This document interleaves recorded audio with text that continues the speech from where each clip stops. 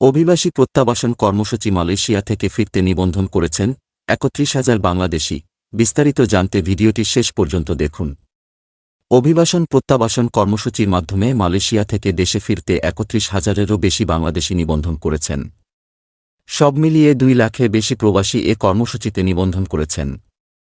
দেশটির অভিবাসন বিভাগ বলছে, মালয়েশিয়ায় বসবাসরত অবৈধ অভিবাসীদের স্বেচ্ছায় নিজ দেশে ফেরাতে চলতি বছরের ১ মার্চ থেকে প্রত্যাবাসন কর্মসূচি চালু করা হয়। এ কর্মসূচিতে নাম নিবন্ধন করেছেন বাংলাদেশসহ বিভিন্ন দেশের ২ লাখের বেশি প্রবাসী। বিদেশিদের নিজ দেশে ফেরত পাঠানোর লক্ষ্যে শুরু হওয়া এই কর্মসূচির আওতায় এরই মধ্যে ৩১,০৪১ জন বাংলাদেশি তাদের নাম নিবন্ধন করেছেন। ১১ ডিসেম্বর হারিয়ান মেট্রোর এক প্রতিবেদনে বলা হয়, গত ১ মার্চ থেকে ৮ ডিসেম্বর পর্যন্ত চলমান এই কর্মসূচিতে ১১০ দেশের মোট ২,০৬,৬০০ জন অবৈধ অভিবাসী তাদের নাম নিবন্ধন করেছেন। বুধবার ১ ডিসেম্বর এক সংবাদ সম্মেলনে অভিবাসন বিভাগের মহাপরিচালক জাকারিয়া শাবান বলেন, এই কর্মসূচিতে সবচেয়ে বেশি নাম নিবন্ধন করেছেন ইন্দোনেশিয়ার নাগরিক ৯৮,২৫৯ জন।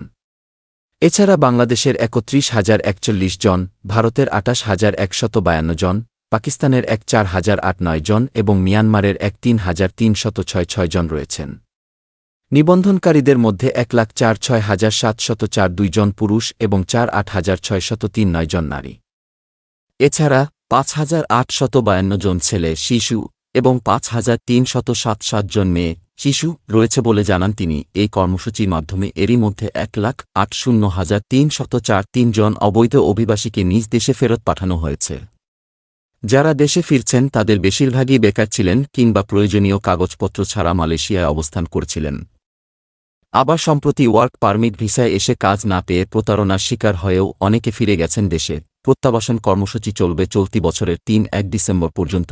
কর্মসূচির নির্ধারিত সময়ের মধ্যে অবৈধ অভিবাসীদের ৩০০ থেকে ৫০০ রিঙ্গিত পর্যন্ত জরিমানা পরিশোধ করে দেশে না ফিরলে তাদের বিরুদ্ধে কঠোর ব্যবস্থা নেওয়া হবে বলে আগেই সতর্ক করছে দেশটির ইমিগ্রেশন বিভাগ।